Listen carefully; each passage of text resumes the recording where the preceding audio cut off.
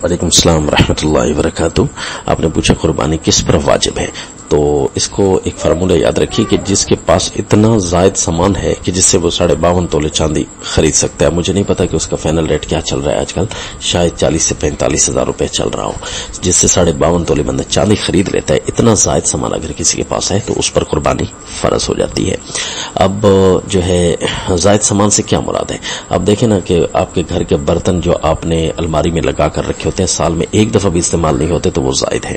इसी तरह एक घर में फ्रिज जरूरत की चीज है, लेकिन वो 40-35 हजार की जो है फ्रिज आम चल सकती है घरों में, लेकिन उसने 1-1.5 लाख की रखी हुई है तो उतनी वो जायद है। इसी तरह अगर उसके पास बाइक है तो वो जो है 60 हजार, 40 हजार, 50 हजार की तकरीबन वो नॉर्मल सी आ जाती है, लेकिन उसने महंगा मोटरसाइकिल वगैरह रखा है 2 लाख का, 1.5 लाख का, तो उतना वो जायद है। इसी तरह अगर उसकी गाड़ी की जरूरत है तो गाड़ी की जरूरत नॉर्मल रूटीन के साथ उसकी पूरी हो सकती है, लेकिन उसने उससे महंगी रखी हुई है गाड़ी, तो जाहिर है वो उतनी चीज जायद है।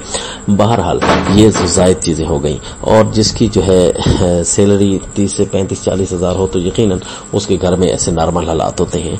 बहरहाल उसके ऊपर कुर्बानी वाजिब है। अगरचे कमाने वाले सारे हों तो सारों के ऊपर आएगी। ये नहीं है कि सिर्फ वालिद के पास सारे पैसे जमा कराते हैं तो लिहाजा एक वालिद के पास या घर के सरबराह के पास आएगी, नहीं, सब अगर कमाने वाले हैं तो सारों के ऊपर आएगी। ये एक मोटा मोटा फार्मूला है जो मैंने आपको अर्ज कर दिया। बाकी अगर किसी के अलग कोई अहकाम है या कोई अलग तरीके से वो सोचता है तो जो है वो अलग सवाल कर सकता है।